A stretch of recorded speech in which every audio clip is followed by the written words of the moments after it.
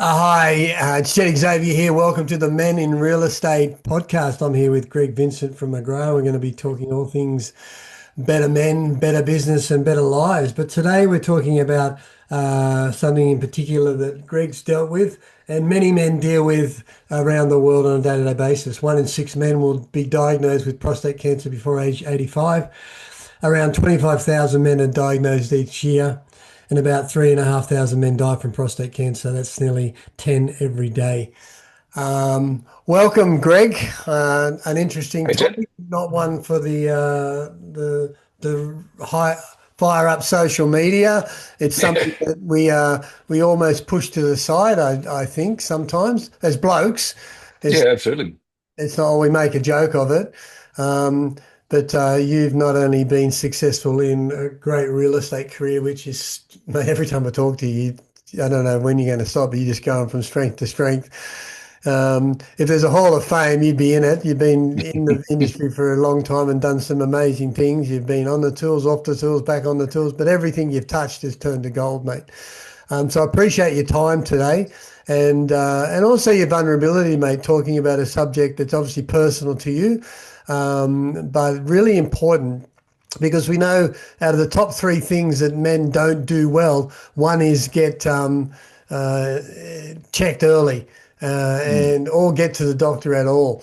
And so we'd love to sort of shift that today through your story and sort of inspire some men to, do what you've done, and that's take it head on and come out the other side. So Well, welcome, mate. A little bit of a yeah, thanks. background about yourself, mate, to give us the 2 minute Greg Vincent version. Oh, I've been in real estate for over 30 years now. I think it's 37. You doing Yeah, all right? just yeah, and loving it. Still loving it. It's so fulfilling and rewarding and challenging at the same time. Yeah. But one of the things that when you were saying before about people not getting checked, one of the things that happened for me, Jet, was, and this is why it's really, really important that guys are in a position where they they look after themselves. Mm. My wife had she lost four family members in a short space of time. So she Oh, lost her sister to motor neurons disease. Um, she had a dad had Alzheimer's. She walked in and found her mum on the bathroom floor, and the dad died 3 months later. The elder sister was the carer of the for the parents, and that was mm, helping as well. The family, it's a family of seven. But the elder sister, she was going to go off, and they were going to travel together and have a wonderful life together. And the sister Carol, she ended up being diagnosed with cancer and passed away within 14 months. mm, And I went off and I went to the doctor and she said my PSA was climbing, yep. and I just went into denial. I thought the last thing I want my wife to actually hear is that I've got cancer. All Mm, right, after having to deal with all of that loss in such close succession, yep. um, I finally went to the doctor, got checked. He actually misdiagnosed me. He said I don't have it, which fantastic news. All right.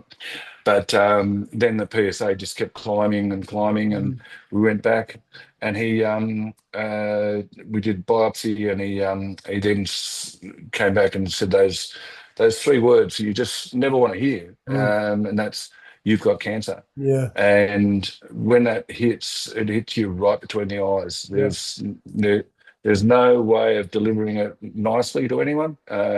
It's just it it was a real punch to the heart, and Annette was beside me at the time, and yeah, it was pretty horrible. But thank heavens it was 8 years ago, Mm, and been clear of it ever since. But fortunately, they got it in time when they actually went in there to do the surgery to remove my prostate. The cancer had actually got outside of the prostate, so luckily I dodged that bullet, and we were able to get it in time. But mm, there were also some side effects to that. So I'm 60 now, so I was 52 when I got it. Yep. Um, so one of the things the last thing you would actually expect to have as a 50-year-old was incontinence, Mm. wearing wearing nappies. It was bloody horrible. Yep. And another side effect of it is, and this is as raw as it gets, Jet. I ED. Mm. I've still got it to this day, Yep. and it's had an enormous effect on our sex life. Yep. So, what that does as a man, your manhood. I've got a gorgeous wife, Mm. and she's been so supportive, so strong, and hung in there with me, throughout thick and thin. So, it's a I've got a men's group that we work with in the cancer side of things. It's called a men's chapter with pink fins. There's only a handful of the guys that actually go, whereas the ladies, there's like 40 or 50 of them in a group, Yeah. whereas the guys just don't get together, and they don't get that opportunity, or they just don't take the time to go and connect with others. Yep. So when I said before those three words, you've got cancer, there's also another three words that come off the back of it, and it's suffer in silence. Yes. That's what we blokes do, and um, I I met up with one of the guys in this men's chapter, and he got diagnosed with cancer. He's since passed away only a few months ago, and his wife just left him. Mm. Just wasn't prepared to hang in there and be there for him. So Yeah. it's bloody horrible. Yeah, it's rough. If you go back to when you sort of found out, what feelings were you going through? Like as a bloke, there's a stereotypes that's associated with getting prostate cancer, and what were you sort of first hit with?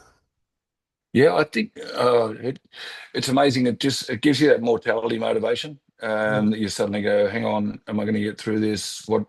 What's what's really important in life? Mm. It makes you hit the reset button big time Yeah, and recalibrate. You start to sort of think, okay, what do I need to put in place that I need to, if I'm not going to be around, yeah, what's that going to look like? And it's it's interesting because I actually went from being a cancer survivor to actually being in a position where I went into depression, right. and because of my erectile dysfunction, um, I I survived cancer, and yet I wanted to take my own life. Yeah, yeah. It was so confusing to be in a position where you go through this and trying to sort of figure out. I also was in a situation where I said, after what my wife had gone through, um, I said to her, I want to be, you, I want you to be my wife, not my carer.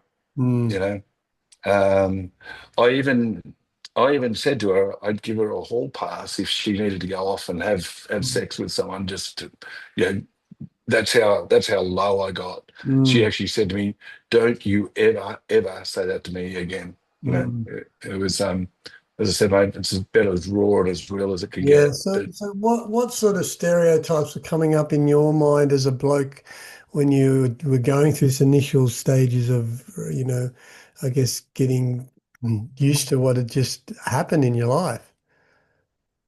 yeah, I you feel lost. You're in a situation where it's like, um, I you know I had no idea what this whole journey was going to be, and the path you have to go down. Is it, as I said, you just feel lost, and I spent a lot of time just trying to. I'd go out and just get close to nature.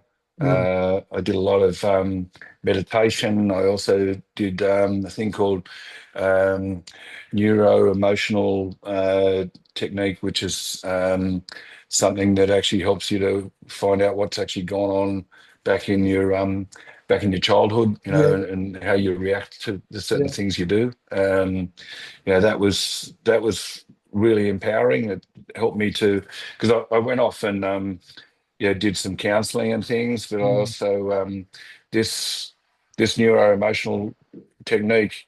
Um, it's a chiropractic thing, and we store a lot of our uh, emotions and that and memories in our bones, so that they actually help to release some of those things. Yeah. So it's a really really powerful way to get through some of the things and just get it released. Because And- sometimes you think, okay, well, I'll talk it out, but then you walk away and it's still there. yeah. Whereas this actually is a structural way and a real way of actually getting through some of the stuff. And did it make you question your masculinity? Did it bring up, Mm. feelings of inadequacy? What sort of emotional sort of stuff was it triggering, I guess? Yeah, it really made me sort of feel, well, am I um what I know we've got a couple of kids and all that sort of stuff, so it's a that side of the um the building a family and all that sort of stuff is Mm, all over and done with. But everyone's got their sexual needs, mm, so mm. it actually made you feel like, uh am I man enough at the Yeah, end of the day? and did the Mm. counselling obviously help that process? Yeah, they helped with that as well. Yeah. So, there's a lot of good support around Mm. that side of it. But one thing that I this was a really hard part, was that when I actually went off and had the operation, and I can't believe I'm sharing this, but it's the reality of what actually happened. So on the after the operation, they said, look, there's some nerve damage, because we had to go outside of the prostate. You're going to have to do some exercises to get things going again. You're going to lose size. You're going to, if you don't do all these things. And I had to, each morning, I had to start the day with a penis pump. I Now, I'm telling you, think that's um, normal now, isn't it? it's like, mate, there's the blue tablet, all that sort of stuff. There's all these things you're just try to exercise and get things going. And I actually got to a point where mate, I I can't start my day doing this sort of crap. Yeah, yeah. So yeah, I just let it all go. So there's there's Has it, some there's some other things that they can do. I'm going to go and see a specialist in the next few months, and see what else can be done. But at the end of the day, and what was the biggest challenge throughout all this? my head, Yeah. yeah, it's all in your head. At the end of the day, it really, basing way too much importance on that side of my life. Mm, Thinking that how I perform in the bedroom made a massive difference to our relationship, and it's like that it doesn't. At the end of the day, there's so much more to a relationship than just that time. and is this common with men in the same situation? Did you find with your, obviously meeting other men and groups you're in and Yeah, well, the group that I'm in, they have different types of cancer. yeah, So, but yeah, there's lots of other things. One guy had to have skin grafted off his leg to then attach that to his old fellow, and yeah. there's just things that have yeah, you sort of go, holy crap, this is it's just the the things that these guys have dealt with. Mm. Um, yeah, one guy had got diagnosed with cancer, and he actually said, "Thank God." He said, "Now I know what I'm actually dealing with." He said, "Everything. I had no idea what was going on, and he ended up he had bone cancer. So, but he'd gone everywhere else trying to work out all these things, and they went to a chiropractor. They cracked his back, and the whole thing just went. They'd never heard anything like it in their life, and realised, oh, hang on, it's bone. It's not a structural thing; it's bone cancer. So there's a lot that people have to deal with. Mine's, as I said, mine's only minute, especially now, mate. It's only this big. Yeah, yeah. Why were you laughing at it, I guess? What got you through, mate? Like, what got you through? Ah, yeah, I think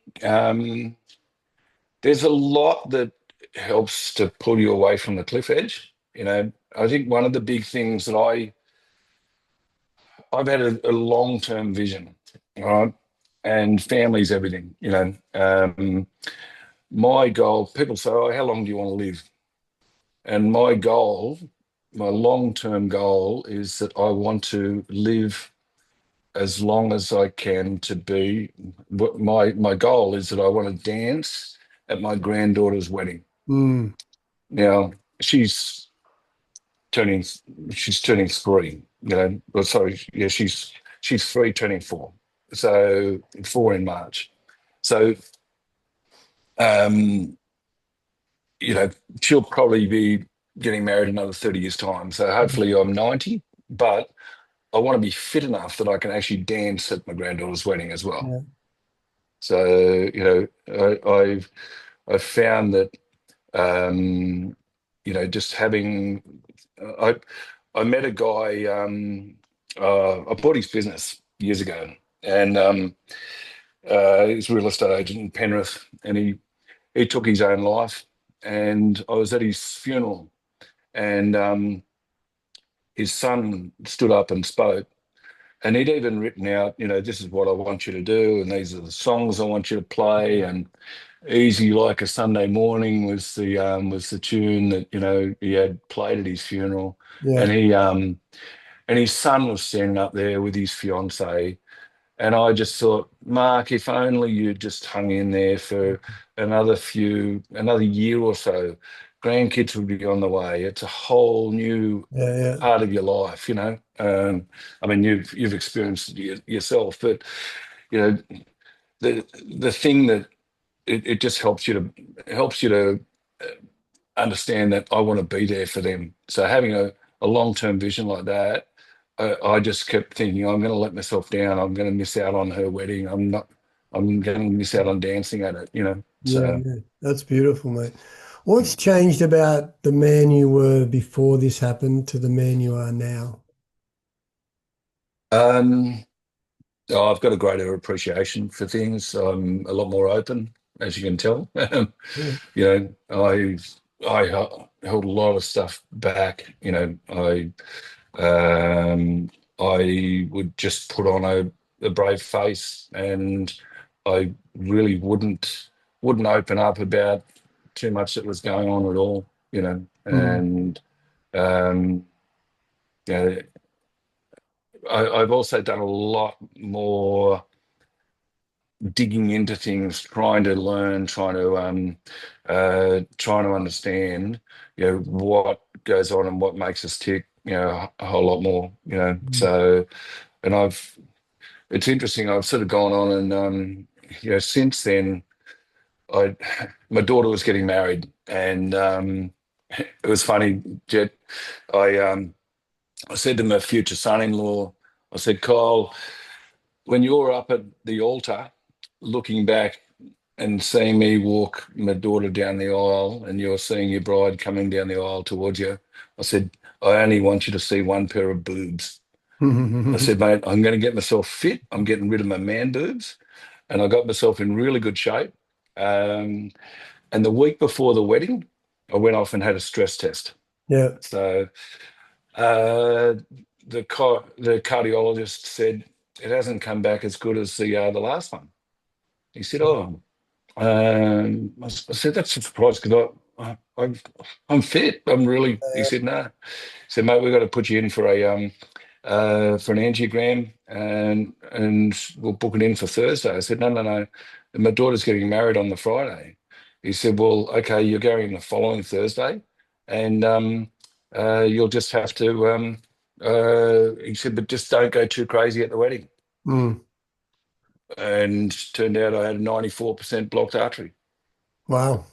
Yeah, two stents later, and I, yeah, it's been a tricky. So navigating through the cancer and the depression, Yeah, but then to be in that, I found it a bit of a challenge to understand having these foreign things in my body. What's this going to be like? Is it going to restrict me? All that sort of side of things. So it's been a really interesting sort of trying to get an understanding around how that was going to be for me Mm. moving forward. Yeah. And how's the heart now? Mate, I Doing a bit of I running, aren't you? I actually said it was interesting. I'd had I'd had pain down my arm and my chest and my back, and I thought it was playing up again, and turned out it was actually a nerve thing in my neck. As soon as I found out that that was the case, I got up and just got going, and I was never a runner, and I just completed a 50K ultra trail marathon a few months back.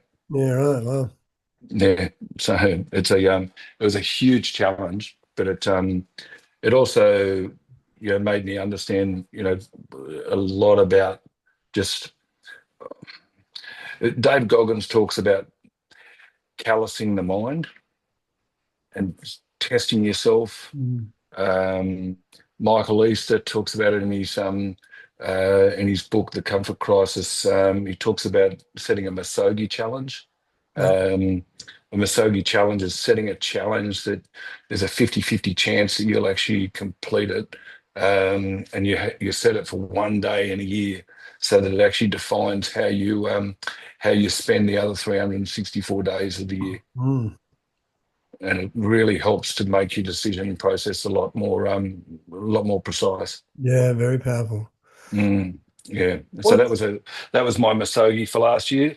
My Masogi for next year is the Kosciuszko 100K, mate. No, nice, mate. Too easy. Too easy. So what's next for GB?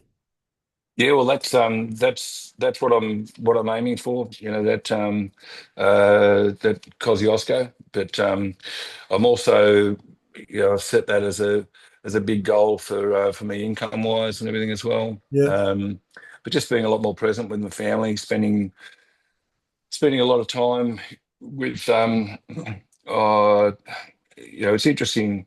Um, there's a book. Yeah, called Feel the Fear and Do It Anyway, by Susan Jeffers. mm, And in there, she talks about two things that really came to mind. One's a life grid where you actually set out 8 or 9 things across your life that you want to set goals in. So that way, work's not just your life. You've yeah, got other things that you can allocate to and give each of those 100%. Um, Another thing that she actually mentioned was that when you go on and make change and decide to make changes, because a lot of times we do this as real estate agents, we watch something or we go to an event, we come back and, oh, I'm going to do this, I'm going to take on the world, I'm going to, shoot the lights out, I'm going to be $1 million agent, I'm going to, all this sort of stuff. And then you come back and try to relay that to your wife or if you're going to go or your partner. I did 75 hard. I just made the decision to do it, and it was a big call on my part, and that despised me doing it. But that was also because I didn't communicate it properly. And what mm, happens is that when you actually make certain changes, oftentimes you'll say you're going to do it, and then the other person will go, "Oh, you're selfish." And then you go, "You're selfish," and this is the reason why you're selfish. And you end up having massive arguments over nothing rather than yeah, actually saying, well, this is why I want to do it because I want to be a better man to show up yeah, at these times and bring more energy and all the benefits around it rather than just going bang bang bang and headbutting. yeah. I agree. And that brings me to this question: what's a better man for you? What does that mean? Better man. I've I've got a uh there was a something I learned a while back was about I'm trying to think. It was the hero's mission or something like that. It's called hero's journey. Anyway, he talks about setting the title of your book or the title of your movie for 1 year, 5 years, and Mm. 10 years. So my 10-year one is it's called The Joyful Purple Buffalo. Yep. All right. Now, the joyful purple buffalo is the person I want to live into every single day that I possibly can. So it's not about, we can't always be positive. People talk about having positive mindsets and all that sort of stuff. You can't always be positive, but you can bring the joy to Mm. any situation. Then Seth Godin talks about the purple cow and being a standout out there in your market and a standout, being remarkable, being something that is being remarked upon. I don't know if you've heard that story about the purple cow, Yep. Jet. Yeah. So, but instead of the purple cow, I actually look at the purple buffalo, all right, because over in the fields of Colorado, it's the only place on earth where cows and buffaloes coexist. Yep. And what tends to happen is when a storm comes, the cows actually run away from the storm Mm. and they can't outrun the storm, so they stay in the storm for longer. Whereas the buffaloes, they actually see the storm coming and they time it and they charge through the storm. So when there's storms coming at me, we always have storms in our life, all right? They're just part of life. Yep. I just want to be the buffalo and charge through it so I can get through it faster and deal with it. So that to me is what I live into as a better man. Love it, mate. And finally, guys that are in your situation when you started facing this diagnosis and the road ahead, what sort of words have you got for them? Stay connected, all right? Be open, tell people how you are feeling. Understand that, you you've got to honor the struggle. There's it's part of life that we have challenges that we face all the time. And there are people out there that are in a situation where they can help, and happy to share any experiences or any advice around it that I possibly can. The just hold on to those loved ones as much as you possibly can. Real estate, we are in a situation where it's such a stressful industry. Um, we end up in a position where it can be so confusing, this whole space navigating through what a man in real estate's supposed to be. But I think we're in a situation where it's not always just about manning up. It's about showing up and just Mm. being really, really open and just saying, look, this is who we are, and the same bloke you see today is the same bloke you'll see tomorrow and the next day and the next day. It's no bravado and all that sort of stuff, and it's a really good way to do business as well. Your clients really, really honour it and respect it. Yeah, love it. Mate, thanks for your time. The joyful purple buffalo has spoken. Really appreciate it. If you've watched this podcast and you like what you've seen and heard, please leave a comment and let us know what you think. Also, give it a like and don't forget to subscribe. We'll see you around again soon. Cheers. Yep. Thanks, Jet.